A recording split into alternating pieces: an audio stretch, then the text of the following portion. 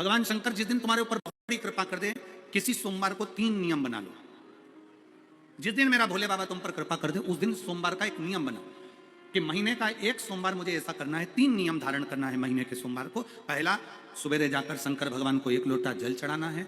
दूसरा, दोपहर के समय पर जाकर मुझे बेलपत्री के वृक्ष के नीचे एक चावल का दाना रखकर बेलपत्री की 7, 11, 21, 108, 51 जितनी परिक्रमा आप लगा सकते हो वो लगाना है। और तीसरा, बेलपत्री के वृक्ष के नीचे और शंकर के मंदिर के दरवाजे पर मुझे एक घी का दीपक लगाना है। बस ये 3 नियम जिसने महीने में एक बार ले लिया, समझ लो उसको पीछे हटने की जरूरत ही नहीं, वो आगे ही बढ़े।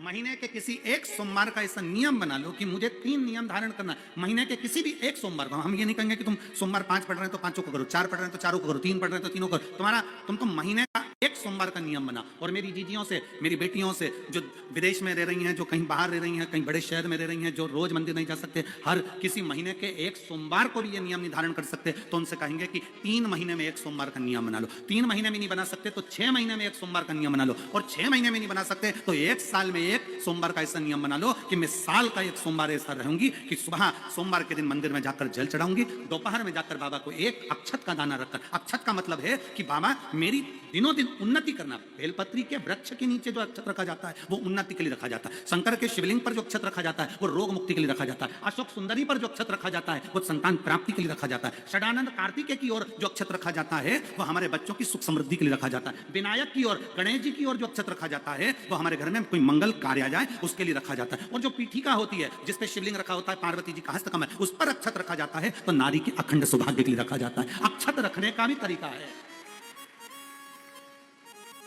एक चावल का दाना कहाँ रखा जाता है, क्यों रखा जाता है, कैसे रखा। अब कई लोग कहते हैं गुरुजी ये शिव महापुराण में आप ये नियम बताते हो, तरीका बताते हो। हम तो उनसे कहेंगे डॉक्टर के पास जाओगे तो डॉक्टर भी गोली लिखकर ये नहीं कह देगा कि ये सारी गोली एक साथ खा जा। डॉक्टर भी कहेगा ये गोली सुबह खाना है, ये गोली शाम को खाना है, ये गोली दोपहर में खाना है, ये गोली भूखे रहकर खाना। बोला सही है कि गलत है? ये रात्रि को खाना खाने के बाद खा लेना, ये खाना खाने के पहले, ये नाश्ते के पहले। और सुनो ये दवाई, ये वाली पीछे वाली जो दवाई लो ना, इसको दूध से लेना, ये वाली जो दवाई लो ना, इसको पानी से लेना। और सुनो ये डब्बी है, इसको पानी में मिलाकर फिर पीना। दवाई लेने का भी तरीका है, उसी तरह शिव महापुराण में एक एक अक्षत का भी तरीका है और एक एक बेलपत्री का भी तरीका है।